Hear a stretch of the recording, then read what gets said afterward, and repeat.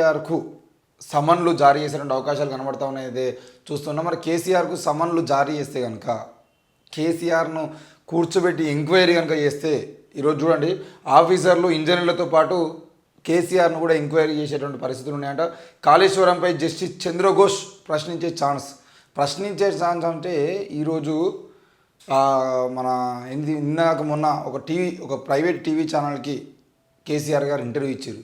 3 గంటల పాటు ఇచ్చినటువంటి ఇంటర్వ్యూలో కేసీఆర్ గారు మాట్లాడిన విధానం ఏదైతే ఉంటుందో అదేవిధంగా ఆడ యాంకర్గా ఉన్నటువంటి వ్యక్తి మాట్లాడేది ఉండదు. ఈయన మాట్లాడుతూ ఉంటే ఆయన వినడమే.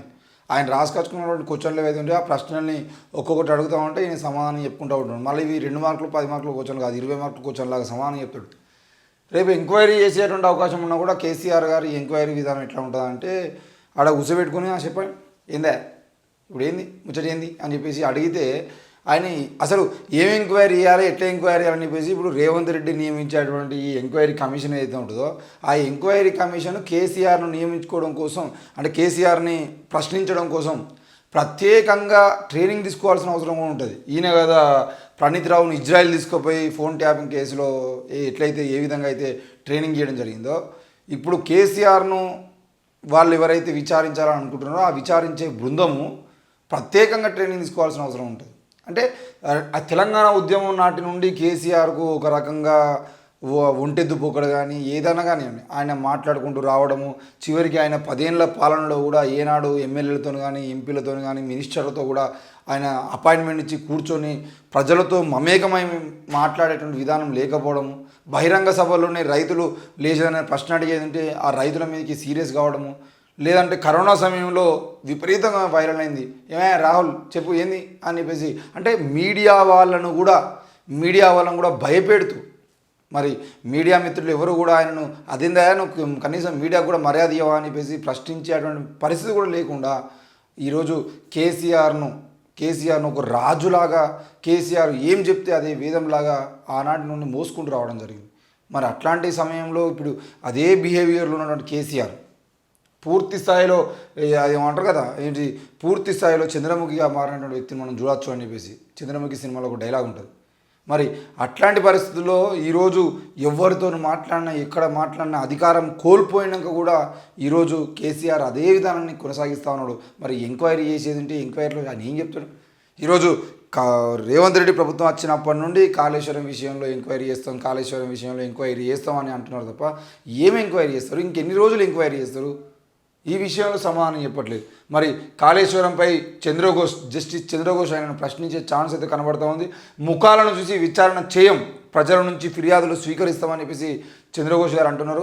ముఖాలను చూసి అంటే ఇప్పుడు కేసీఆర్ను చూసి భయపడో లేదంటే హరీష్ రావును పిలిపించి ఎందుకంటే అప్పుడు నీటిపారుదల శాఖ మంత్రి హరీష్ రావు కాబట్టి హరీష్ రావును కూర్చోబెట్టడము లేదంటే కొంతమంది నీటిపారుదల శాఖ అధికారులను కూర్చోబెట్టడం ఇట్లా ఒక్కొక్కరిని మొహం చూసి మేము విచారణ చేయము తప్పకుండా అందరినీ ఒకే రకంగా చేస్తామని చెప్పి చెప్తున్నారు. ఒకే రకంగా చేసేది మొత్తం బయటపడుతుంది. ఏం టెన్షన్ పడాల్సిన అవసరం లేదు. కేసీఆర్ను కూర్చోబెట్టిన తర్వాత మీ విచారణ కమిటీ ఎట్లా పనిచేస్తుంది ఏంది అనేది మేము కూడా చూస్తూనే ఉంటాం. ఇక పరిస్థితులను బట్టి నోటీసులు ఇచ్చేందుకు జ్యుడిషియల్ కమిషన్ కసరత్తు కమిషన్ ముందు హాజరుగాక తప్పదా అప్పటి ఇరిగేషన్ మంత్రి హరీష్ రావు సైతం. మరి కాళేశ్వరం ప్రాజెక్టు విషయంలో అప్పటి సీఎంగా ఉన్న కేసీఆర్ను జ్యుడిషియల్ కమిషన్ ప్రశ్నించనున్నదా? ఫస్ట్ టర్మ్లో ఇరిగేషన్ మంత్రిగా ఉన్న హరీష్ రావు సైతం విచారణ ఎదుర్కొనక తప్పదా? కమిషన్ ముందు హాజరయ్యేలా వారికి సమన్లు జారీగానున్నాయా? అధికారులు ఇంజనీర్లను ప్రశ్నించినట్టుగానే వీరిద్దరిని కూడా ఎంక్వైరీ చేయనున్నదా? ప్రాజెక్టుకు సంబంధించిన అంశాలపై వారి వివరాలను సైతం తెలుసుకోనున్నదా? వారిచ్చే సమాధానాలను ఫైనల్ రిపోర్ట్లో ప్రస్తావించనున్నదా? ఇలాంటి అనేక సందేహాలకు అవుననే సమాధానాలు వినిపిస్తున్నాయి. కమిషన్ చైర్మన్గా ఉన్న జస్టిస్ పినాకి చంద్రఘోష్ నేరుగా వారిద్దరి పేర్లను ప్రస్తావించకపోయినా నోటీసులు ఇస్తామని చెప్పకపోయినా ఎంక్వైరీ ప్రాసెస్లో వారిని ప్రశ్నించే అవకాశం ఉందనే సంకేతాలు మాత్రం అందుతున్నాయి. జస్టిస్ పినాకి చంద్రఘోష్ నేతృత్వంలో రాష్ట్ర ప్రభుత్వం జ్యుడిషియల్ కమిషన్ను ఏర్పాటు చేసిన తర్వాత ఆయన మొదటిసారి రాష్ట్రానికి వచ్చారు. బీఆర్కేఆర్ భవన్లోని 8వ అంతస్తులో ఏర్పాటు చేసిన ఆఫీసులో రాష్ట్ర ఇరిగేషన్ శాఖ మంత్రి ఉత్తమ్ కుమార్ రెడ్డి, ఆ శాఖ special secretary Prashant Jeevan Patil, engineering చీఫ్లు అందరూ కలిసి నిన్న కూర్చొని మాట్లాడుకోవడం జరిగింది. ఏది ఏమైనా కేసీఆర్ను హరీష్ రావును ఆయన మంత్రివర్గాన్ని లేదంటే ఆయన అధికార యంత్రాంగాన్ని అప్పుడు పనిచేసిన అధికార యంత్రాంగాన్ని మొత్తాన్ని కూడా కాళేశ్వరం మొదటి టర్మ్లో కాళేశ్వరం నిర్మాణ ప్రాజెక్టు మొదలుపెట్టినప్పటి నుండి ఎవరెవరు ఇందులో ఉన్నారు అని చెప్పేసి అందరిని విచారించేటువంటి అవకాశాలు అయితే కనబడుతున్నాయి. మరి ఎల్ఐన్టీను ఈ మెగా సంస్థలకు సంబంధించిన వాళ్ళు వీళ్ళందరూ అందులో పూర్తి స్థాయిలో నిర్మాణ బాధ్యతలు తీసుకున్న వాళ్ళు, దానితో పాటు నిర్మాణ బాధ్యతలతో పాటు సబ్ కాంట్రాక్టులు తీసుకున్న కంపెనీలు ఏవైతే ఉన్నాయో ఈ కంపెనీలు అన్నింటినీ, ఎందుకంటే కాంగ్రెస్ పార్టీకి సంబంధించినటువంటి ఒక మంత్రికి సంబంధించినటువంటి కంపెనీ కూడా అందులో సబ్ కాంట్రాక్ట్ తీసుకొని పనిచేసిందని చెప్పేసి కూడా వార్తలు వినబడ్డాయి. మరి వీటన్నిటికి సంబంధించిన విషయంలో పూర్తి స్థాయిలో ఎంక్వైరీ చేయగలుగుతారా? ఎంక్వైరీ చేసి కాళేశ్వరం ప్రాజెక్టులో 1,00,000 కోట్ల అవినీతి జరిగిందని చెప్పేసి రాహుల్ గాంధీ, మల్లికార్జున ఖర్గే, నరేంద్ర మోడీ, అమిత్ షా లాంటి వాళ్ళందరూ మాట్లాడుకుంటూ వచ్చారు కదా.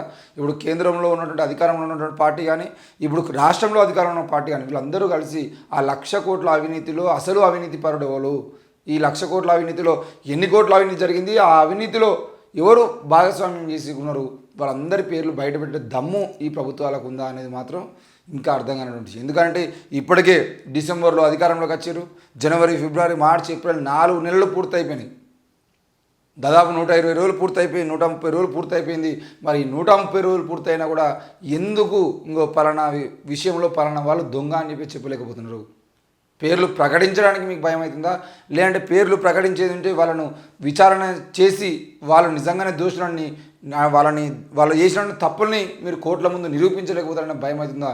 అసలు ఏ భయంతో మీరు ఇప్పటివరకు ఎంక్వైరీ కమిషన్లు కానీ మీరు కానీ ఎందుకు చెప్పలేకపోతున్నా విషయం? అది ఫోన్ ట్యాపింగ్ కేసు అయినా, కాళేశ్వరం కేసు అయినా, ఏ కేసు అయినా ఇప్పటి వరకు ఇంకో వీళ్ళే దొంగలు అని చెప్పలేకపోయారు.